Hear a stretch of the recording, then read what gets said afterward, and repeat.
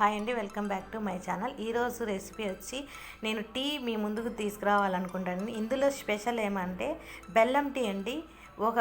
నేను 2 కప్పులు టీ పెట్టాలనుకున్నానండి. అందులో 1 గ్లాస్ నీళ్లు పెట్టి అందులో 2 యాలకులు, కొద్దిగా అల్లము దంచి ఇలా వేసానండి. తర్వాత టీ పొడి యాడ్ చేశానండి. మన ఇష్టం అండి. టీ పొడి మనకు ఎంత క్వాంటిటీ చిక్కగా కావాలనుకుంటే కొద్దిగా ఎక్కువ వేసుకోవచ్చు, లేదా తక్కువ వేసుకోవచ్చండి. తర్వాత వెంటనే బెల్లం మనకు ఎంత తీపి కావాలనుకుంటే దాన్ని బట్టి మనం బెల్లం ఇలా వేసుకోవాలండి. నేనైతే 2 కప్పులు టీ కాబట్టి నేను కొద్దిగా తక్కువగానే వేసుకుంటానండి.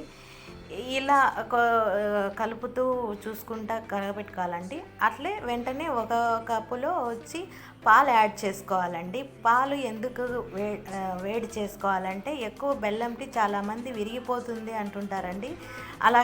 అలా కాకుండా ఇలా పాలు ఒక గిన్నెలో వేడి చేసుకున్న తర్వాత మనము 1 కప్పు నీళ్లు పెట్టాను కాబట్టి 1 కప్పు నేను పాలు యాడ్ చేసుకుంటున్నానండి. అలా పాలు యాడ్ చేసిన తర్వాత 1 స్పూన్ తీసుకొని ఇలా కలపెట్టుకుంటే ఇట్లా మరగనివ్వాలండి.